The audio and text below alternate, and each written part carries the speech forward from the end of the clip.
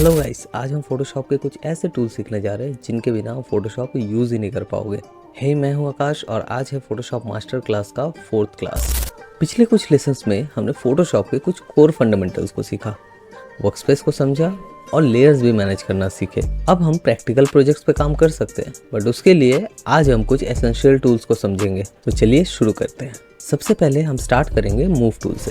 Photoshop में आप move tool का यूज़ किसी भी लेयर, शेप, टेक्स्ट या ऑब्जेक्ट्स को मूव करने के लिए कर सकते हो। मूव टूल आपको इस कॉर्नर में मिलता है, ये मूव टूल है एंड आप देख सकते हो इसका शॉर्टकट V है। इस मूव टूल के अंदर दो टूल्स होते हैं। अगर मैं टूल पे राइट क्लिक करूं तो यहाँ पे move tool and artboard tool यहाँ दिख रहा है। आर्टबोर्ड टूल को हम बाद में समझेंगे, पहले हम मूव टूल को देखेंगे। मूव टूल को अगर हम सिलेक्ट करते हैं तो अभी हम कैनवस के अंदर कोई भी लेयर मूव कर सकते हैं, बट उसके लिए आपको ये ध्यान रखना है कि पहले लेयर पैनल में जो लेयर आपको मूव करना है या ट्रांसफॉर्म करना है वो सिलेक्ट हो। तो पहले मैं प्रोडक्ट लेयर को सिलेक्ट करूँगा एंड देन उसके बाद मैं कैनवस में आके इसे मूव करूँगा। तो आप देख सकते हो इजीली हम कहीं पे भी अपने ऑब्जेक्ट को प्लेस कर सकते हैं। अब अगर मुझे इस ऑब्जेक्ट को मूव करना हो तो आप देखोगे कि मेरा प्रोडक्ट इमेज ही मूव हो रहा है, बिकॉज ये लेयर में सिलेक्टेड है।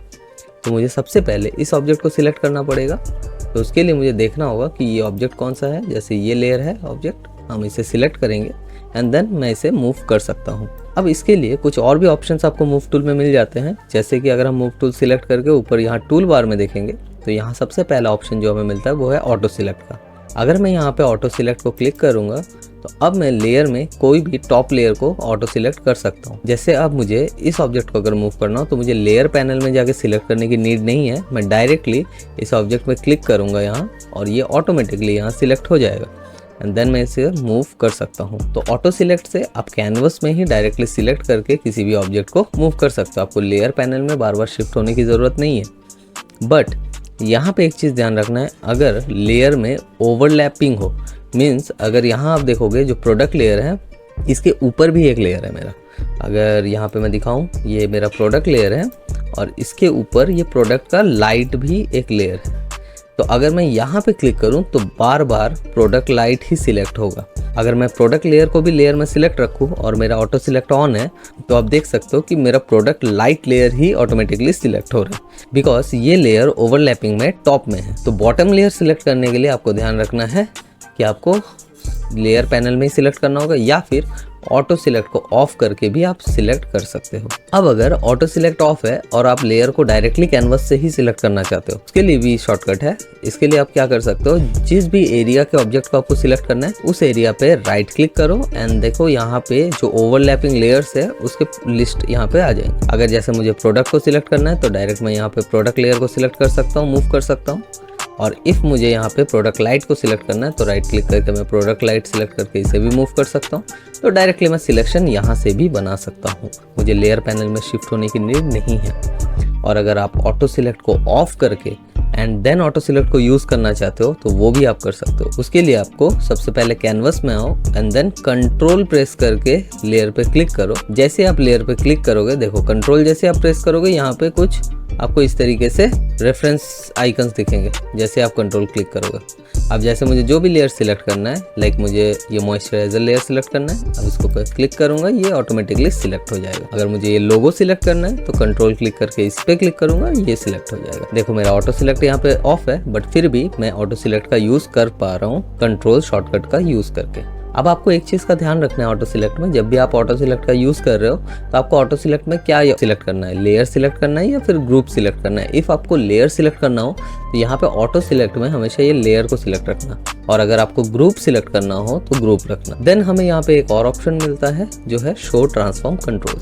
अभी ये ऑफ है, अगर मैं शो ट्रांसफॉर्म कंट्रोल को ऑन कर दूं तो आप देखोगे यहाँ पे एक हमें आउटलाइन देखने को मिल रहा है। तो इससे क्या होगा, जब भी हम कोई भी लेयर सिलेक्ट करेंगे, लाइक अगर मैं लेयर पैनल में लेयर को सिलेक्ट कर रहा हूँ, आप देखोगे उस लेयर के साइड में एक बाउंडिंग बॉक्स क्रिएट हो जाएगा। ठीक है, जो भी लेयर आप सिलेक्ट करोगे देखोगे उसके एजिस में ये बाउंडिंग बॉक्स सा दिखने लगेगा। तो इससे एक फ़ायदा ये होगा कि जो भी लेयर आप सिलेक्ट कर रहे हो, कौन सा लेयर सिलेक्टेड है वो आपको समझ आ जाएगा। जैसे अगर मैं इसे ऑफ कर दूं, अब अगर आप कोई भी लेयर सिलेक्ट करते हो तो आपको समझ नहीं आएगा यहाँ पे कि क्या सिलेक्टेड है। मूव करोगे तो ऑब्वियसली वो मूव होगा, बट यहाँ सिलेक्शन दिखेगा नहीं। तो सिलेक्शन देखने के लिए भी आप इसका यूज़ कर सकते हो कि शो ट्रांसफॉर्म कंट्रोल ऑन है, तो मुझे पता रहेगा कि हाँ ये लेयर सिलेक्टेड है।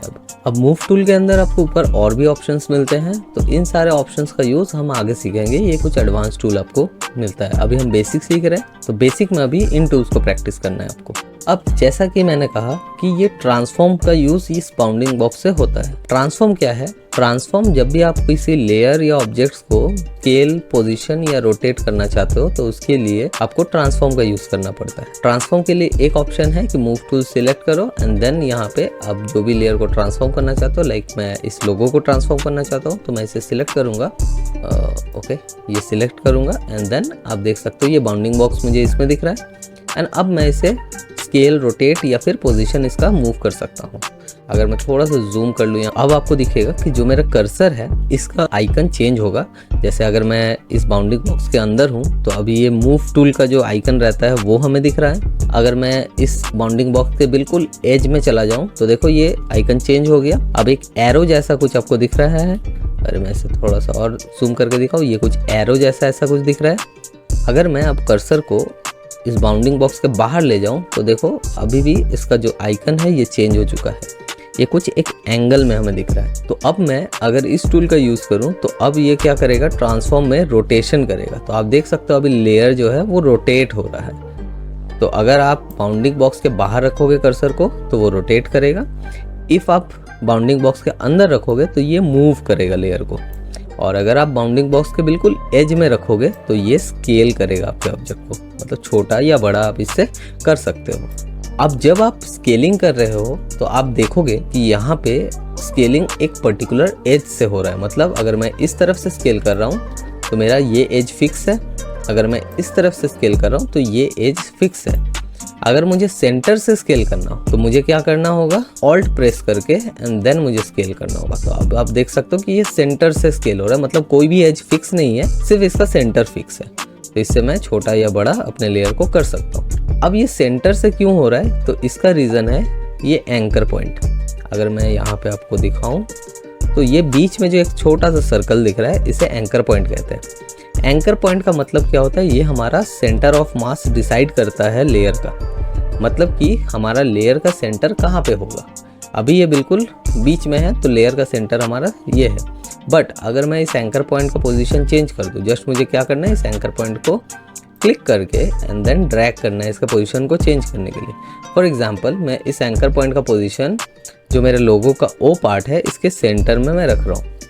अब अगर मैं स्केल करूं तो आपको दिखेगा, ऑल्ट प्रेस करके स्केल कर रहा हूं तो आपको दिखेगा ये ओ के सेंटर से अब स्केल हो रहा है, बिकॉज ये मेरा सेंटर ऑफ मास अब बन चुका है। तो जब आप ट्रांसफॉर्म करोगे तो आप अपने एंकर पॉइंट को अपने अकॉर्डिंग सेट कर सकते हो कि कहाँ से मूव करना है, रोटेट करना है या फिर स्केल करना है। जैसे अगर मैं रोटेट भी कर रहा हूँ तो आपको दिखेगा अब सेंटर से हो रहा है, बट अगर मैं इसका एंकर पॉइंट चेंज कर दूँ तो आपको दिखेगा जहाँ पे एंकर पॉइंट है ये उस एंगल से अब रोटेट हो रहा है।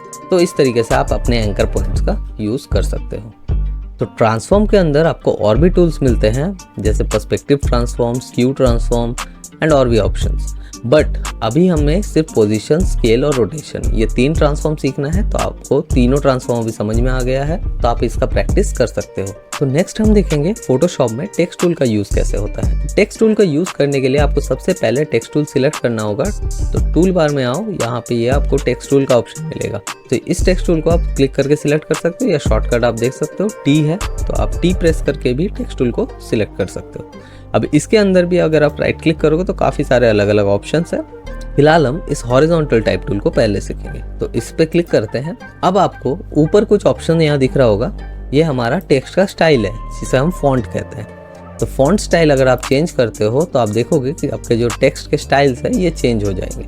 इसके बाद ये मिलता है आपको टेक्स्ट का वेट ऑप्शन। मतलब अगर आप अपना फॉन्ट सिलेक्ट कर रहे हो तो फॉन्ट फैमिली में अगर डिफरेंट वेट्स है, वेट मतलब क्या होता है, वेट मतलब फॉन्ट कितना थिन है या फॉन्ट कितना हेवी है। अगर आप देखोगे इस जगह पे आपको 2 वेट्स मिल रहे हैं, एक रेगुलर और एक बोल्ड। तो इस फॉन्ट में 2 वेट्स अवेलेबल है। अगर मैं अभी रेगुलर को सिलेक्ट करूं एंड देन यहाँ पे टेक्स्ट टाइप करूँ तो आपको दिखेगा कि ये इसका जो फॉन्ट है ये काफ़ी पतला है। और अगर मैं अभी लेयर को डिसलेक्ट कर ले रहा हूँ एंड देन यहाँ पे बोल्ड सिलेक्ट करके देन अगेन मैं एक टेक्स्ट लिखूँ तो अब ये थोड़ा बोल्ड है। तो दोनों में डिफरेंस आपको क्लियर दिख रहा होगा। तो इसे ही हम टेक्स्ट का वेट कहते हैं। तीसरा ऑप्शन इसमें आपको मिलता है फॉन्ट साइज। तो इससे आप अपना टेक्स्ट का साइज चेंज कर सकते हो। जैसे कि अगर अभी मैं यहाँ पे साइज 18 पॉइंट सिलेक्ट करूँ और अपना टेक्स्ट लिखूँ तो आपको दिखेगा कि टेक्स्ट काफ़ी छोटा आ रहा है। इसी जगह अगर मैं टेक्स्ट बड़ा करना चाहता हूँ तो मैं यहाँ पे साइज़ को चेंज कर सकता हूँ। तो इस तरीके से आप अलग अलग साइजेस में टेक्स्ट को लिख सकते हो। बट इफ़ मुझे सेम इसी टेक्स्ट पे ये चेंजेस करने हो तो उसके लिए आपको लेयर सिलेक्ट रखना होगा एंड देन आप साइज़ को यहाँ से चेंज करोगे तो आप देखोगे इसी लेयर पे साइज़ चेंज हो रहा है। तो इसके लिए लेयर सिलेक्शन होना ज़रूरी है। अगर आप लेयर सिलेक्ट नहीं करते हो और यहाँ से साइज़ चेंज करोगे तो लेयर पे कोई इम्पैक्ट नहीं आएगा। ये तब इम्पैक्ट करेगा जब आप नेक्स्ट एक कोई टेक्स्ट लिखोगे उस पर इसका साइज़ अप्लाई होगा। तो इसी तरीके से हम टेक्स्ट के स्टाइल को भी चेंज कर सकते हैं। अगर मेरा लेयर सिलेक्टेड है तो हम यहाँ से ऊपर फॉन्ट स्टाइल को भी चेंज कर सकते हैं और इसके वेट को भी चेंज कर सकते हैं। अब देखो इस स्टाइल में वेट अवेलेबल नहीं है, बट अगर मैं यहाँ पे एक फॉन्ट टाइप करूँ तो आप देख सकते हो कि अगर मॉन्सेरेट में मैं कोई भी एक साइज़ ले लूँ तो इसमें काफ़ी अलग अलग टाइप के फॉन्ट फैमिलीज़ हैं, मतलब इसके वेट्स हैं।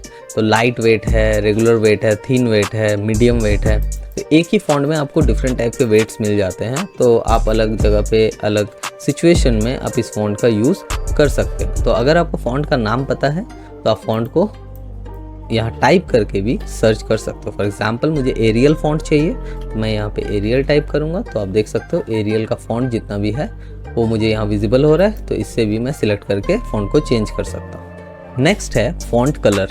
फॉन्ट कलर अगर मुझे चेंज करना हो तो उसके लिए ऊपर आपको यहाँ पे फॉन्ट का कलर ऑप्शन मिल रहा है। अगर मुझे इसी लेयर का चेंज करना है फॉन्ट कलर तो मैं इसे सिलेक्ट करके देन ऊपर फॉन्ट कलर को एडिट कर सकता हूँ। तो इससे आपको दिखेगा कलर चेंज हो रहा है। अगर जो भी मुझे कलर चाहिए वो कलर मैं अभी फॉन्ट का रख सकता हूँ इस तरीके से। अगर आपको सारे लेयर्स के सेम कलर चाहिए, हर एक लेयर को यहाँ पे सिलेक्ट कर लो मल्टीपल सिलेक्शन से एंड देन कलर को यहाँ से आप चेंज करोगे तो अब आपको दिखेगा सारे लेयर्स का कलर एक साथ चेंज हो रहा है। और इस तरीके से आप हर एक लेयर का साइज़ भी साथ में चेंज कर सकते हो। तो आपको दिखेगा साइज़ भी अब चेंज हो रहा है, आप स्टाइल भी चेंज कर सकते हो। सब लेयर का एक ही जैसा चेंजेस होगा। अभी आप देखोगे इस टेक्स्ट का साइज़ अगर मुझे इंक्रीज़ करना हो तो अगर मैं इसे सिलेक्ट करता हूँ लेयर को एंड देन मैं यहाँ से साइज़ को चेंज करता हूँ। अब देखो इसका साइज़ मैं चेंज कर पा रहा हूँ बट इसका जो मैक्सिमम साइज़ है यहाँ पे 72 पॉइंट ही दिखा रहा है। अगर मुझे इससे भी बड़ा टेक्स्ट चाहिए तो उसके लिए या तो आप यहाँ पे अपना साइज़ टाइप करके लिख सकते हो। जैसे मुझे यहाँ पे 100 पॉइंट का एक साइज़ चाहिए इस तरीके से, या 200 पॉइंट का एक साइज़ चाहिए इस तरीके से। तो जितना भी आपको साइज़ चाहिए यहाँ से आप टाइप करके लिखो, या फिर अब जो ये आइकन है इस पे लेफ़्ट क्लिक होल्ड करके एंड देन जैसे आप ड्रैग करोगे तो आपको दिखेगा कि यहाँ पे टेक्स्ट का जो साइज़ है ये चेंज हो रहा है। इस तरीके से भी आप साइज़ को कंट्रोल कर सकते हो। तो इससे क्या फ़ायदा होगा, कैनवस में आप डायरेक्ट देख सकते हो कि टेक्स्ट का साइज़ कितना हो रहा है। तो आप उससे भी चेंज कर सकते हो। पर्टिकुलर अगर आपको पॉइंट साइज से देना तो टाइप करके भी आप लिख सकते हो। अगर अभी आप देखोगे मेरा लेयर सिलेक्टेड है और मुझे अगर इसे मूव करना हो तो मुझे मूव टूल शिफ्ट करके एंड देन इसे मूव करना पड़ेगा। बट अगर फोटोशॉप में कोई भी टूल मेरा सिलेक्टेड है और मुझे मूव टूल का यूज़ करना है तो उसके लिए मुझे मूव टूल में शिफ्ट होने की ज़रूरत नहीं है। जस्ट जो लेयर को मूव करना है वो सिलेक्ट होना चाहिए एंड देन कंट्रोल अगर आप प्रेस करोगे तो आप देखोगे यहाँ पे ये आपका मूव टूल यहाँ पे दिख रहा है कंट्रोल प्रेस करते ही। ओके, तो इससे क्या होगा, जब आप कंट्रोल होल्ड करोगे तो इससे आप अब अपने लेयर को मूव कर पाओगे। जैसे आप छोड़ दोगे तो वापस से जो टूल आपका सिलेक्ट था वही टूल आ जाएगा। लाइक यहाँ मेरा टेक्स्ट टूल सिलेक्ट है तो यहाँ पे अगेन टेक्स्ट टूल मेरा आ गया। अगर कंट्रोल होल्ड करेंगे तो अगेन मैं मूव टूल का यूज़ कर सकता हूँ। तो इस तरीके से भी आप मूव टूल का यूज़ कर सकते हो। लाइक अगर मुझे कोई वर्ड लिखना हो तो मैं ऐसे सिंपल क्लिक करके एंड देन लिख सकता हूँ। बट इफ मुझे कोई पैराग्राफ लिखना हो तो उसके लिए क्या करना होगा, तो वो भी आप क्लिक करके लिख सकते हो। बट वो भी आप क्लिक करके लिख सकते हो, लेकिन उससे क्या होगा, फॉर एग्जांपल अगर मैं इसे डिलीट कर दूँ सारे लेयर्स को और यहाँ पे मैं क्लिक करके एक पैराग्राफ मैंने कॉपी किया हुआ है उसे ही लिखूँ, आपको दिखेगा कि इस तरीके से कुछ आ रहा है। अगर मैं इसका साइज़ चेंज करूँ अब और इसका मैं फॉन्ट चेंज कर देता हूँ, इसका वेट थोड़ा हम इंक्रीज़ कर देते हैं तो इस तरीके से ये चेंज हो रहा है। और इसका मैं टेक्स्ट साइज और चेंज करूँ तो आपको दिखेगा यहाँ पे बाहर कुछ लाइंस दिख रही है इस तरीके से। तो इसका मतलब हमारा टेक्स्ट यहाँ भी है। तो मुझे पूरा ओवरऑल टेक्स्ट को दिखाने के लिए हमको साइज को बहुत ज्यादा यहाँ पे छोटा करना होगा, तब जाके ये पूरा लाइन मुझे यहाँ विजिबल होगा। आप देख सकते हो, थोड़ा और बड़ा करते हैं। ये देखो अभी मुझे पूरा लाइन यहाँ पे विजिबल हो रहा है। अभी भी देखो कट रहा है थोड़ा। अगर मैं इसे थोड़ा और चेंज करूँ, देखो अब मुझे पूरा लाइन यहाँ दिख रहा है। बट क्या ये रीडेबल टेक्स्ट है?